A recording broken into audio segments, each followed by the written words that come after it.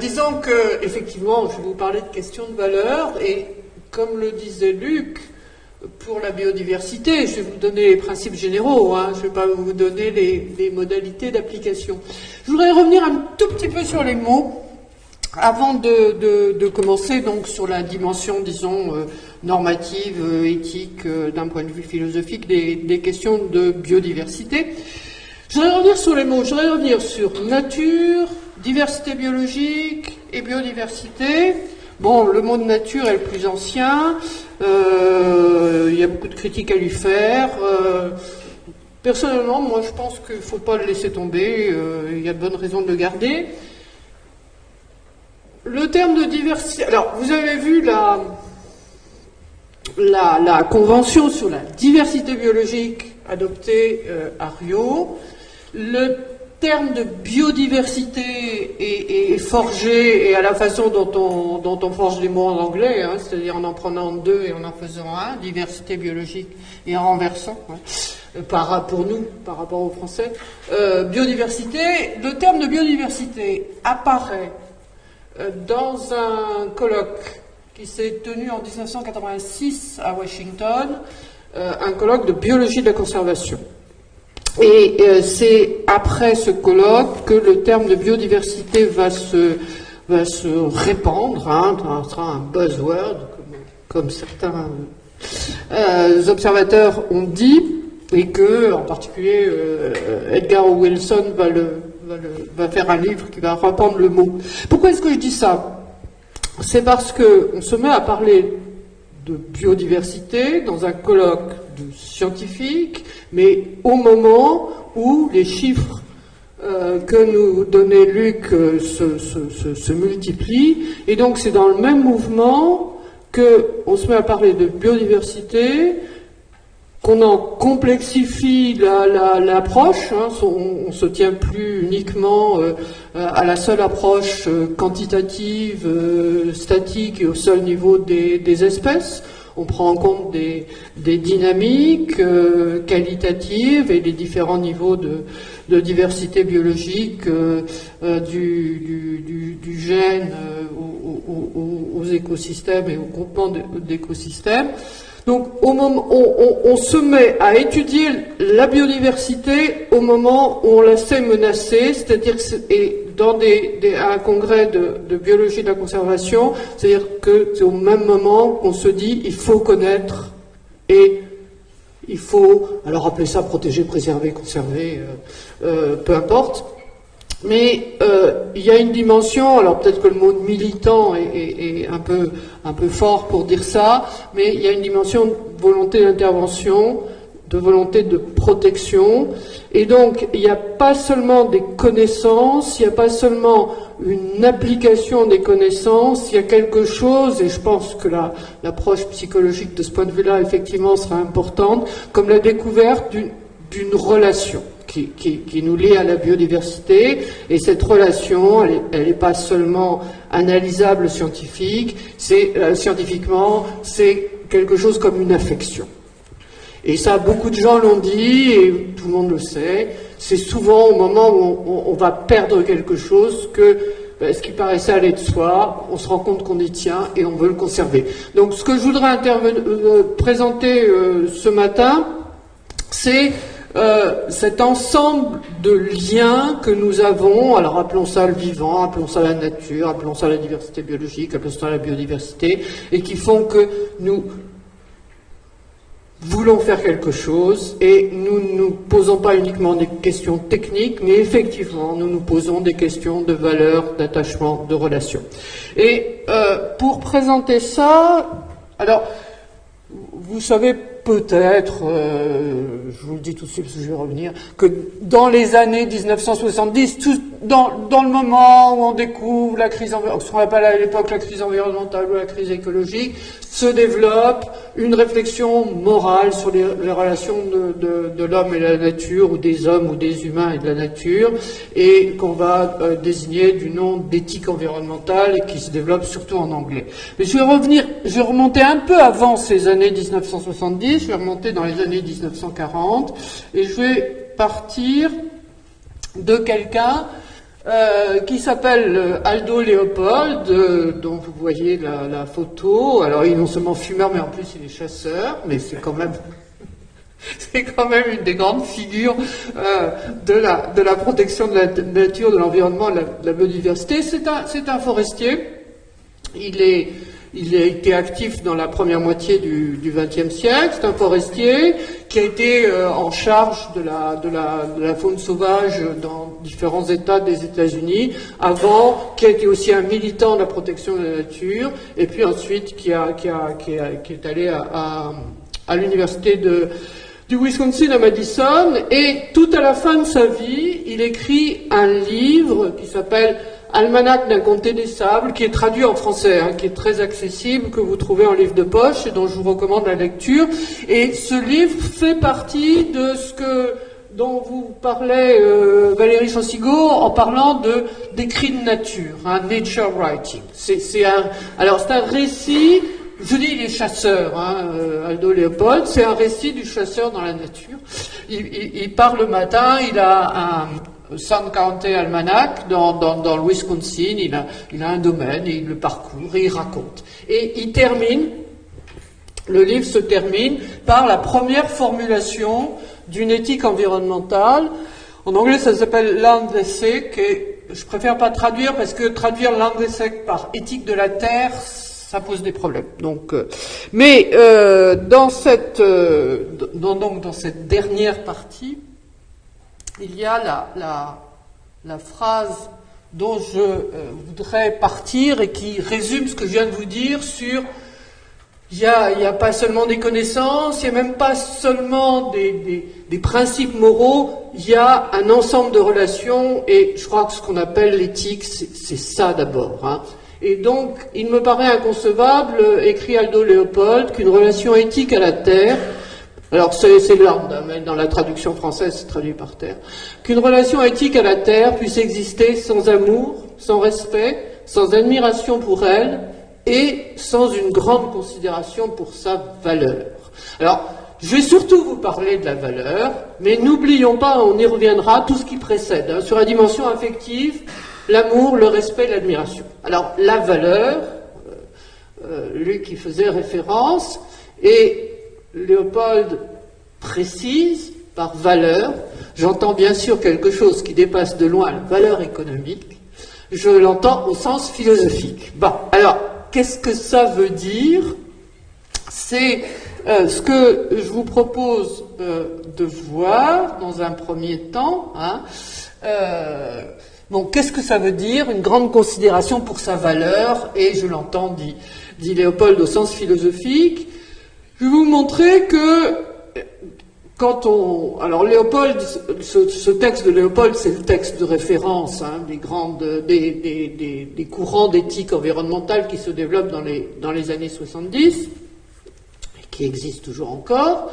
Mais en gros, à la question de c'est quoi la valeur au sens philosophique, il va y avoir deux réponses. D'une part, la réponse par la valeur intrinsèque, la théorie de la valeur intrinsèque, je vous rappellerai rapidement, qui n'est pas la réponse d'Aldo Leopold. Aldo Leopold en avait donné une autre, qui a été retrouvée et reprise et remise en évidence par des philosophes des années 70, et c'est ce qu'il appelait la communauté biotique. Donc, on verra ça dans un premier temps. La question qui sera, en quoi cette conception de la valeur, et j'insisterai surtout sur la valeur intrinsèque, quelle différence il y a avec la valeur économique et comment est-ce que ça intervient? Et nous verrons dans un dernier temps qu'il n'y a pas seulement des questions de valeur, il y a aussi des questions de justice. Donc, c'est quoi? Une petite bête, peu importe. Bon, la réponse sur la valeur intrinsèque, c'est celle qui est très développée. C'est là-dessus que se constitue la réflexion une grande partie de la réflexion des éthiques environnementales dans les années 70, et sur l'idée, quelle valeur a la nature, ou les éléments qui composent la nature. Et l'idée, bon, rapidement résumée, c'est que si vous vous interrogez sur la valeur de quelque chose, d'un objet quel qu'il soit, il y a deux façons de considérer la valeur de quelque chose. Vous pouvez prendre sa valeur comme moyen. Bon, par exemple, ça, j'en ai besoin pour écrire. Si je n'ai pas besoin d'écrire, j'en ai pas besoin. Si je le perds, c'est pas un drame. J'en trouverai un autre. Et puis, il y a ce qui a une valeur en soi, ce qui a une valeur comme fin, hein, ce à quoi j'attribue une valeur, ou je reconnais une valeur parce que ça existe en soi, et pas parce que je peux en tirer une utilité. Or, l'idée de ceux qui vont réfléchir sur les rapports entre les moraux, entre les humains et la nature, c'est que notre tort, ce qui a fait tout ce qu'on vous a montré, hein, les destructions, c'est que dans la nature, nous n'avons vu qu'un ensemble de moyens. Et donc, nous avons traité la nature comme des ressources qu'on peut utiliser.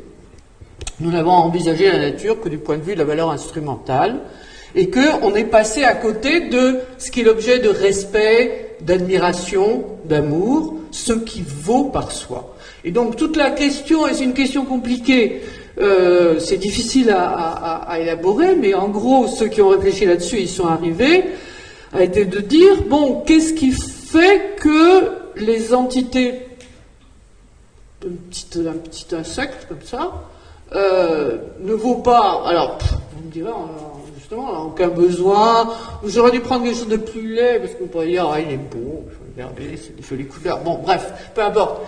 Mais, bon, c'est pas, il vaut en lui-même pourquoi, et la réponse, ben, ça a été donné d'ailleurs dans ce qu'a présenté Luc, tout être vivant, pour se maintenir dans l'existence, mais aussi pour se reproduire, déploie, et que ce soit une bactérie, une plante, un animal plus ou moins complexe, bon, dans ce grand mouvement de vivant, tout être vivant déploie pour se maintenir dans l'existence et pour se reproduire une série de stratégies. Donc, il valorise son propre environnement pour lui-même, hein, là où il y a des moyens, il y a des fins. Tout être vivant est une fin en soi. Il a, indépendamment de son utilité, une forme de droit à l'existence. Et donc, il y a dans la nature tout un ensemble de valeurs intrinsèques. Chaque être vivant est pour lui-même une fin en soi. Et en cela, mérite le respect. Alors à partir de là, pas grand-chose en fait. Parce que la règle de la nature, c'est aussi que tout être en mange un autre, hein, et que donc, avec ça, qu'est-ce que vous allez faire, hein? Donc, c'est une façon de reconnaître que le vivant existe pour lui-même, et ça donne pas forcément beaucoup de règles pour l'action. Et c'est pourquoi, quand on se met à réfléchir sur la valeur intrinsèque, tout en reconnaissant effectivement, je vais y revenir, que ça a une importance, on dit, mais c'est aussi ce qui vous a été montré par Luc, que tout est interdépendant, et ce qui compte, c'est l'ensemble que forment tous ces êtres interdépendants.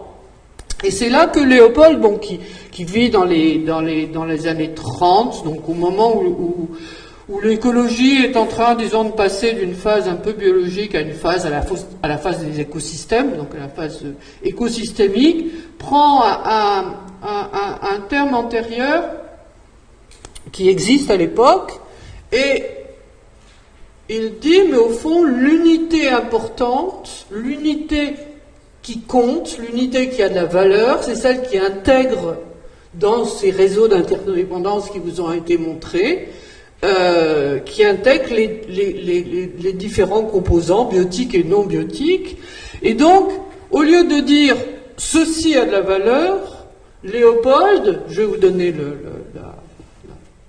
traduire le peu d'anglais que vous voyez là, Léopold va dire ce qui compte, c'est la place qu'occupe une entité ou un ensemble, ou un lien, plusieurs entités, dans l'ensemble qu'ils forment, dans cette communauté biotique, vous diriez écosystème, mais le terme de communauté biotique a une charge plus forte de valeur.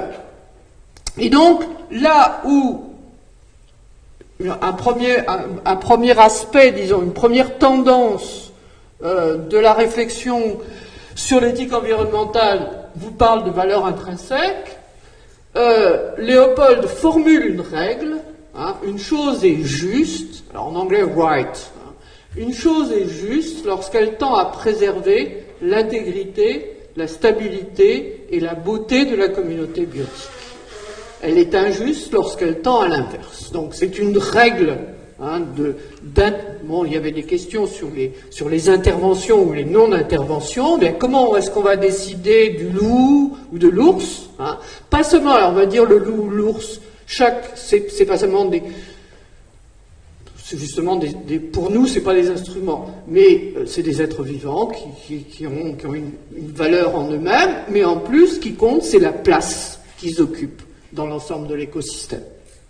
Alors je reviendrai, si j'ai le temps, à la fin sur intégrité, stabilité, mais remarquez que Léopold parle de beauté, hein, et que donc là aussi on voit ressurgir la relation que nous avons avec l'environnement, la nature, la communauté biotique. Donc très rapidement résumé, hein, à la question c'est quoi la valeur au sens philosophique, il y a eu deux réponses. C'est tout vivant est une fin en lui-même. Tout vivant mérite au moins la considération.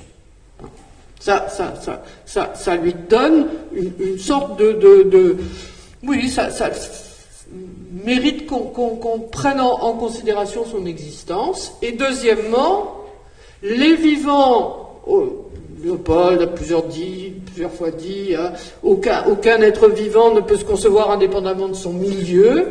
Eh bien, c'est dans la place, c'est là qu'on peut parler de justice, hein, c'est dans la façon dont sont répartis et dont les différentes entités s'ajustent dans quelque chose qui est plus qu'un système, qui est une communauté, qu'on peut déterminer les règles, ce qui vaut plus ou moins. Et donc là, ça met tout le monde à égalité, là, ça hiérarchise. Alors, voyons où ça mène, et je reviens à la...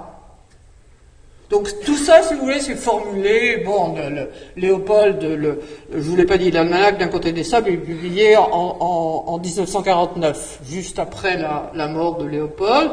Bon, toute cette réflexion dans les années sur la valeur intrinsèque, c'est dans les années 70. Alors si une explication supplémentaire avant de passer à la diapo suivante. Pourquoi est-ce qu'on parle de biocentrisme?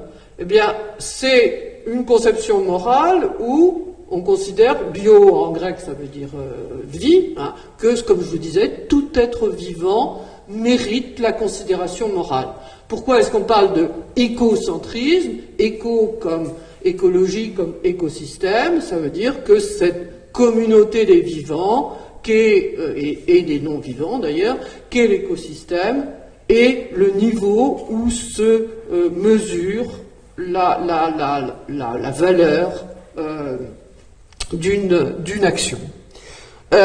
Et biocentrisme comme écocentrisme, ça s'oppose à ce qu'on appelle, ce que toute cette réflexion appelle l'anthropocentrisme, c'est-à-dire la conception morale qui est la plus répandue et qui est toujours la plus répandue, suivant laquelle il n'y a de relations morales qu'entre les humains. Hein. Seuls les humains sont des êtres moraux qui méritent la considération morale. Donc vous avez en gros les trois gros systèmes moraux. Alors voyons quel effet ça a. Hein. Bon, Léopold, c'est quelqu'un connu à son époque, mais ça reste un individu. Toute l'éthique environnementale anglophone dans les années 70 et jusqu'à maintenant, ça forme une communauté académique. Hein, ça devient quelque chose qu'on enseigne à l'université, etc., etc. Alors voyons les effets en dehors du monde universitaire, disons, et donc revenons à la convention sur la biodiversité, sur la diversité biologique, donc adopté à Rio au sommet de la Terre en 1992. Eh bien, si vous regardez le préambule de la Convention sur la diversité biologique, est affirmée la valeur intrinsèque de la biodiversité. Vous pouvez voir là la trace de en fait, de toutes les ONG environnementales qui ont participé à l'élaboration de la Convention. Alors, qu'est-ce que ça donne, ça? À l'article 1 de la Convention sur la biodiversité, sur la diversité biologique, qui définit les objectifs, je vous ai passé tous les considérants que vous avez toujours dans les textes juridiques, ça donne immédiatement il y a 3 objectifs qui sont énoncés dans la Convention sur la diversité biologique, et ces objectifs seront repris, avec d'autres, mais seront repris dans ce qui est adopté dans les objectifs de développement durable qui sont adoptés à l'été 2015, juste avant le sommet, la COP 21 à Paris. Donc c'est une continuité dans les textes mondiaux. Donc, les objectifs, c'est conservation, utilisation durable de la diversité biologique. Donc, on peut dire protection de la nature, mais aussi faire en sorte que l'agriculture, l'utilisation durable de la diversité biologique, ça inclut les effets sur la diversité biologique de l'agriculture. Et puis, un troisième objectif qui fait intervenir un élément nouveau, le terme de justice, le partage juste et équitable des avantages découlant de l'exploitation des ressources génétiques. Alors ça, c'est d'autant plus intéressant, ce troisième objectif, qui est, disons, du côté des humains, c'est que vous voyez que, il est question de justice, juste et équitable, il est question des avantages découlant de l'exploitation des ressources génétiques, donc vous voyez qu'on ne parle plus de diversité biologique, on parle de ressources génétiques qui sont repris à nouveau comme des moyens. Donc on peut dire qu'il y a un problème, et c'est ça qu'on va essayer de voir, entre ce qui est affirmé de ce qui reste ce que Léopold appelait la valeur philosophique, la valeur intrinsèque, et puis là, vous voyez, c'est pas dit, mais c'est dedans, vous voyez émerger la valeur économique.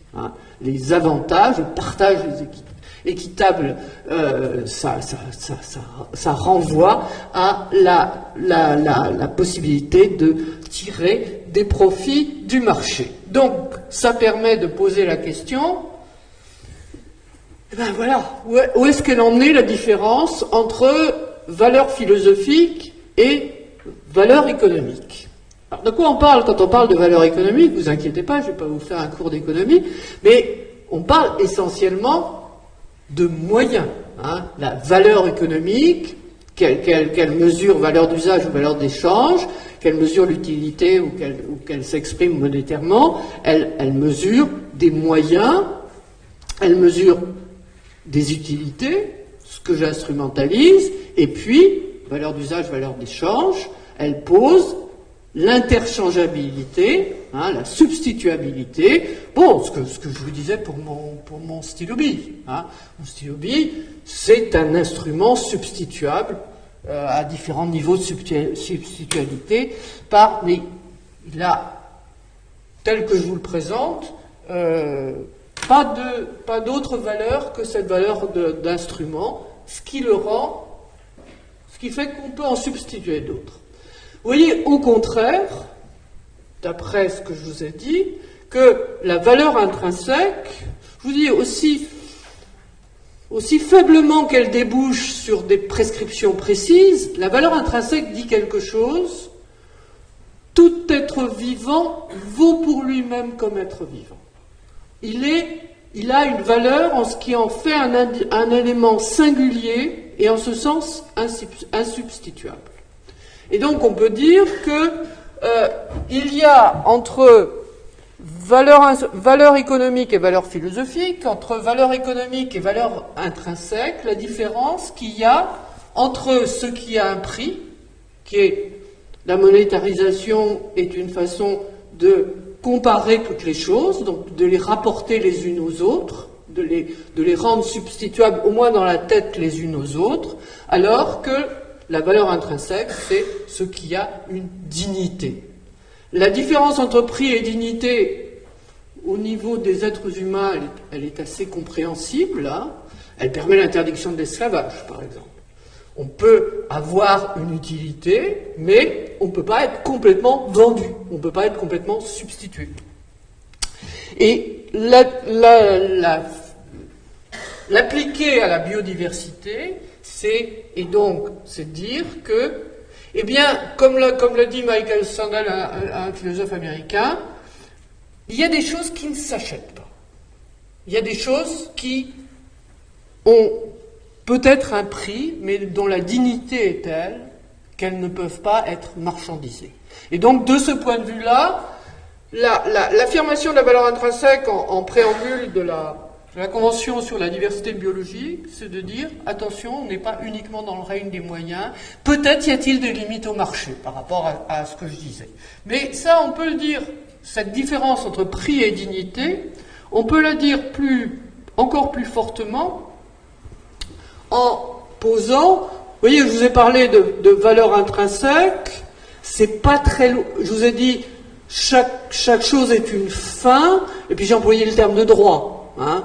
Chaque chose a un droit à l'existence. D'où l'idée de reconnaître que la nature ou des entités naturelles ont des droits. Alors, la photo que je vous ai mise là, c'est celle de la Mineral King Valley, d'une vallée californienne, célèbre pour ses séquoias, où à la fin des années 60, la société Walt Disney avait prévu d'implanter une station de sport d'hiver avec pour résultat que les arbres seraient abattus.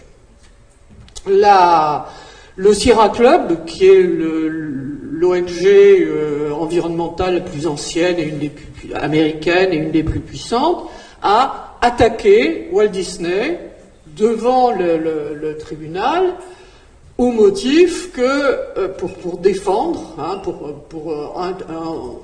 au motif que les actions de Walt Disney allaient ravager cette vallée. Ils n'ont pas, la plainte du Sierra Club n'a pas été retenue au motif qu'ils n'avaient pas, ils n'étaient pas lésés, hein, l'association du Sierra Club n'était pas lésée dans ses intérêts directs. Alors là-dessus, je vous la fais courte, mais là-dessus, un professeur de droit, Christopher Stone, qui était professeur qui est à la retraite maintenant, qui a été professeur de droit dans une université de Californie, se dit, mais au fond, si les arbres, eux, avaient le droit de plaider, si les arbres, eux, pouvaient aller au tribunal, eux sont lésés, eux ont un intérêt à défendre, eux ont un intérêt à ne pas être coupés. Et donc, il publie un article, à ce moment-là, où il propose, alors avec une élaboration juridique complexe, il prend l'exemple des arbres, parce qu'il y avait cette histoire, mais ça pourrait être une rivière, des animaux, ce que vous voulez, et le droit d'aller en justice et de faire valoir leurs droits, hein, leurs intérêts. Alors, l'histoire du Sierra Club, la plainte du le Sierra Club avait fait appel, et comme ça se passe dans les procédures judiciaires américaines, ça arrive jusqu'à la Cour suprême.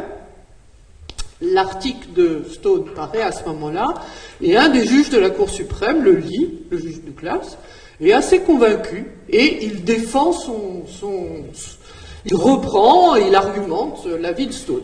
Alors, la majorité de la Cour suprême ne s'y rallie pas, mais premièrement, Walt Disney en a super marre d'aller de tribunal en tribunal et renonce à son projet, et la vallée, la King Mineral Valley, est devenue une réserve naturelle.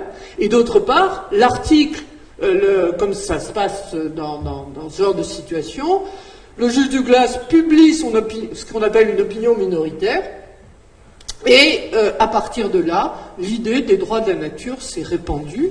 Et vous savez que il y a quelques années, par exemple, en Nouvelle-Zélande, dont il était question tout à l'heure, un fleuve, le Wanganui, a aussi vu ses droits reconnus. Donc, vous voyez comment, à côté de la mise en valeur économique, où on ne fait que des comparaisons coûts-avantages, autour de l'idée qu'il n'y a pas seulement des valeurs économiques, il y a des valeurs intrinsèques, il y a des droits, arrivent des possibilités de faire les choses autrement, et faire reconnaître d'autres pratiques moins destructrices de la nature. Alors je termine, je reviens à ma troisième partie, sur ce que je vous avais annoncé comme question de justice. Alors, j'ai fait référence à quelque chose qui s'est passé il y a peu de temps, qui circulait sur Internet ce week-end dernier, qui est une décision du Conseil constitutionnel. Il y avait une question prioritaire de constitutionnalité qui avait été posée au Conseil constitutionnel parce qu'il y avait une loi prise en France interdisant à des firmes d'exporter hors de France des produits sanitaires, des phytosanitaires, on en a assez parlé, interdits en France. Et ces firmes avaient fait donc appel devant le Conseil constitutionnel en arguant que c'était une atteinte à la liberté d'entreprise. La réponse du Conseil constitutionnel a été de confirmer la loi en affirmant, je cite, « Il appartient au législateur d'assurer la conciliation des objectifs de valeur constitutionnelle de protection de l'environnement et de protection de la santé avec l'exercice de la liberté d'entreprendre. À ce titre, le législateur est fondé à tenir compte des effets que les activités exercées en France peuvent porter à l'environnement à l'étranger. » Donc vous voyez dans ces questions qu'on voyait dans la Convention sur la diversité biologique, comment est-ce qu'on accorde, et c'est là qu'on en vient à des questions de justice, parce que les questions de justice, c'est aussi des arbitrages entre des droits. Comment est-ce qu'on arbitre entre, ce que très vite je vais appeler les droits de la nature, et d'autre part, ce qui est aussi des droits, les libertés économiques? Eh bien là, vous avez un arbitrage qui est fait en faveur de la protection de l'environnement. Parce que c'est dans la charte de l'environnement qui est dans la Constitution. Vous voyez, ça peut paraître long et compliqué, les histoires juridiques, mais ça peut avoir son utilité. Et vous voyez donc la possibilité que tout soit pas réglé par des calculs économiques et des calculs coûts-avantages, je termine, que tout soit pas réglé de cette façon-là, mais qu'il y ait des arbitrages entre des droits, entre des valeurs. Alors, le texte du Conseil constitutionnel, je cherche l'expression, oui, un peu plus loin, le texte constitutionnel parle, parce que de patrimoine commun des êtres humains. Ce qui est important, c'est que le Conseil constitutionnel, en France donc, intervient pour protéger, empêcher des effets destructifs à l'étranger, puisqu'il était question d'exporter à l'étranger des produits qui sont interdits en France. Qu'est-ce qui permet au Conseil constitutionnel de dire j'agis pour l'environnement dans le monde entier, pas simplement pour la protection de la diversité biologique en France? Eh bien, dit-il, c'est que la nature, la biodiversité, la diversité biologique font partie du patrimoine des êtres humains. Donc, de ce point de vue-là, vous pourriez me dire, si vous aviez suivi avec un œil très très critique, que en fait là il y a deux références de valeur. Ce que je vous ai montré, ce qui s'est développé dans la réflexion philosophique, c'est la question de la valeur intrinsèque. Ce que prend ce à quoi fait référence le Conseil constitutionnel, c'est à l'idée de patrimoine commun des êtres humains, c'est-à-dire de patrimoine commun. Le patrimoine, c'est une forme de propriété commune, non privée, mais il se réfère quand même à une forme de propriété commune des êtres humains. Donc, du point de vue des distinctions que je vous ai faites avant, on est là dans quelque chose comme de l'anthropocentrisme. Alors, est-ce qu'il y a un problème? On est très près de la fin, je vais vous dire non. C'est pas ça le plus important à mon avis. Et c'est là que je reviens à la formule de Léopold. Hein. Une chose est juste lorsqu'elle tend à préserver l'intégrité, la stabilité et la beauté de la communauté biotique. Elle est injuste lorsqu'elle tend à l'inverse. On peut dire que la communauté biotique, c'est la communauté que forment vivants et non vivants, et parmi les vivants humains et non humains, sur l'ensemble de la planète, et que de ce point de vue-là, il y a conciliation possible entre, disons, biocentrisme et anthropocentrisme, au sein d'une vision et du commun et de l'extension à l'ensemble de la planète. Voilà, j'arrête là. Merci.